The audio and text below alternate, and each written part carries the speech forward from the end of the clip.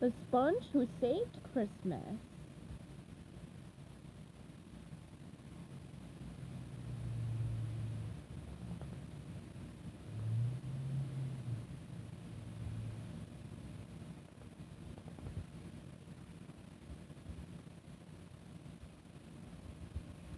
It was Christmas time in Bikini Bottom. Decorations were being hung, gifts were being wrapped. Everyone loved the holiday season. Well, almost everyone.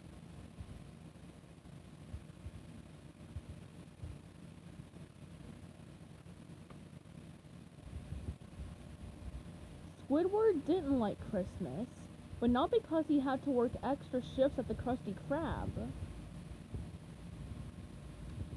and not because he never got any cards or gifts.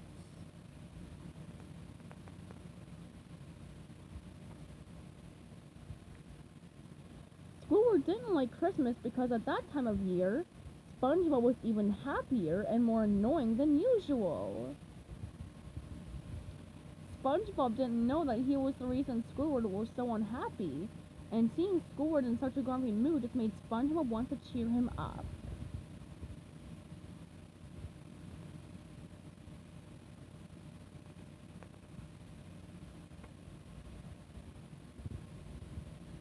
SpongeBob decided to share as much seasonal joy with Squidward as possible, so whenever he and Patrick had a snowball fight, they made sure to include Squidward whether he was ready or not.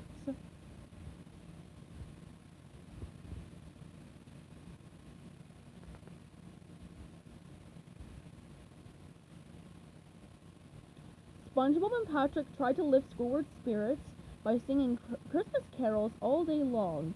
Everywhere Squidward went, they shared the gift of music with him, but that didn't seem to work either.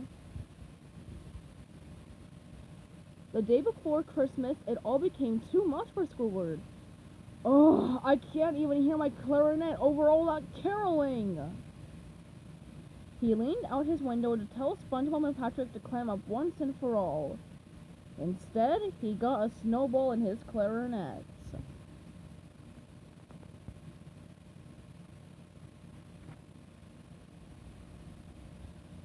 I have had enough of this holiday! Yelled Squidward. It's all Santa this and presents that! And who does the Santa guy think he is anyway? He's got a flying sleigh and magic reindeer? He gives you stuff for free? I'll believe it when I see it.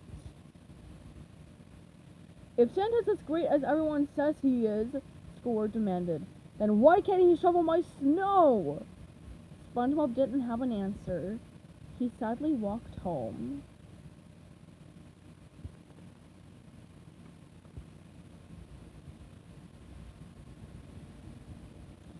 Squidward didn't hear anything from SpongeBob for the rest of the day.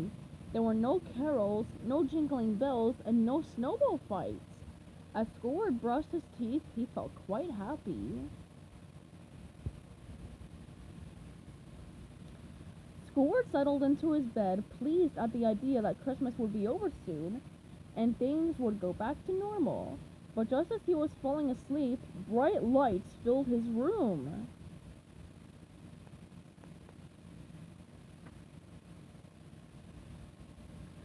Squidward ran to the window. "Oh, you've got to be kidding me!" he exclaimed.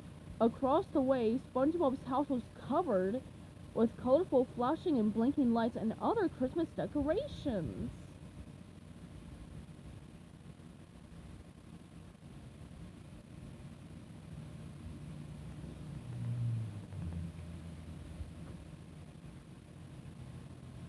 "That's it!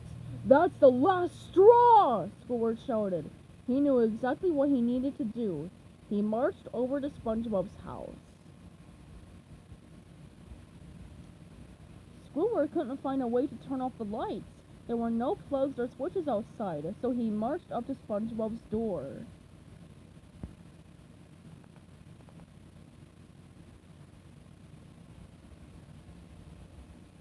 "SpongeBob!" Squidward screamed. "SpongeBob, where are you?" There was no answer, and after a moment, Squidward decided to go inside. His jaw dropped. Decorations and lights filled the room from the floor to the ceiling.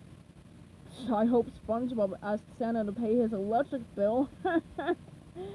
Squidward murmured to himself.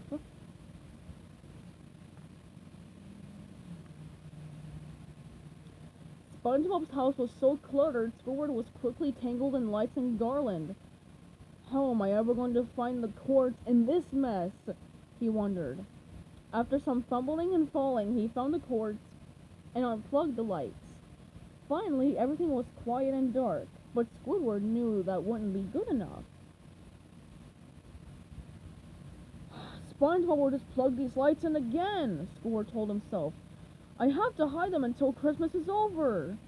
He got a bag and stuffed SpongeBob's decorations into it.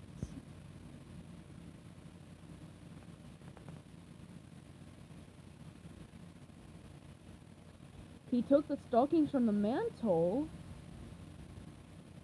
and the lights from the window. He even took the free cookie sign from Santa's plate. But just as Squidward reached for the star on the tree, he heard a noise.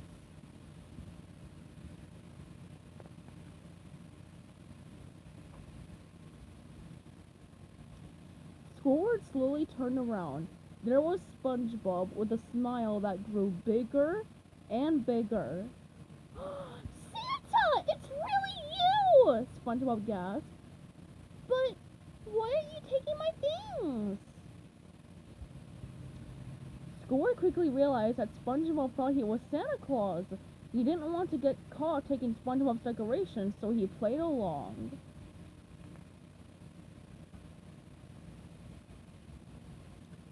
Well, I noticed that your lights weren't bright enough, Squidward said. So I thought I'd take them to my workshop to get them fixed. That's good enough for me, SpongeBob said. But before you go, I have something to give you. SpongeBob rushed to his closet and threw open the doors. He took out a box wrapped in shiny paper.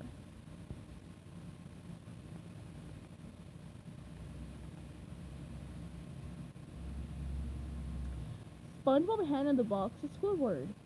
Could you please take this present to my neighbor Squidward Tentacles?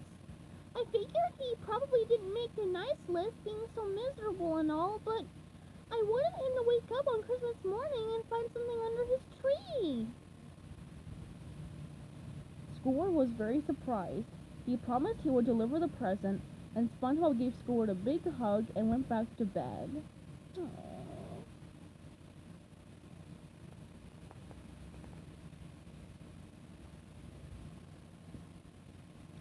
Curious, Squidward quickly tore open the wrapping paper.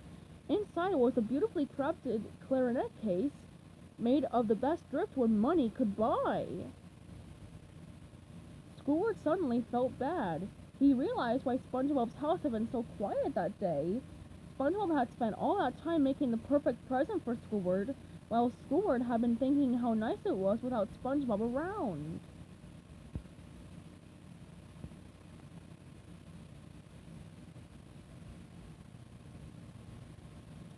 Then Squidward realized what Christmas was all about.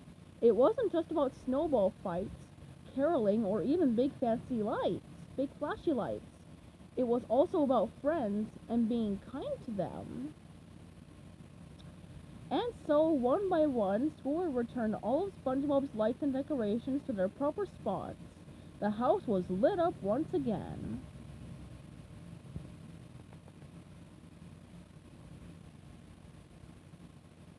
When Squidward got home, he placed his clarinet in SpongeBob's handmade case. It was a perfect fit. He smiled and headed to bed. Just when he was about to nod off, Squidward heard noises outside his window, jingling bells and a jolly laugh. He quickly got up to investigate. When he looked out the window, he couldn't believe what he saw.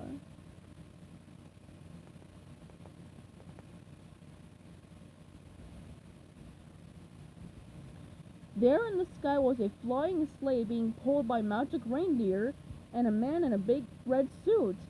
It could be only one person. Santa Claus!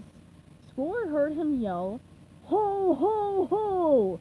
These cookies are fantastic!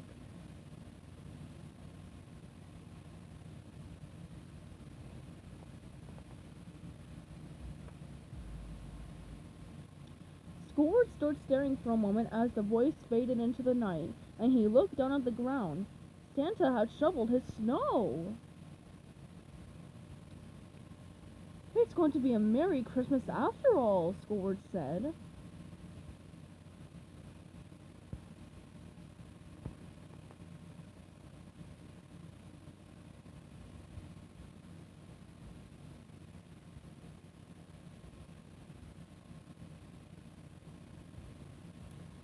The end.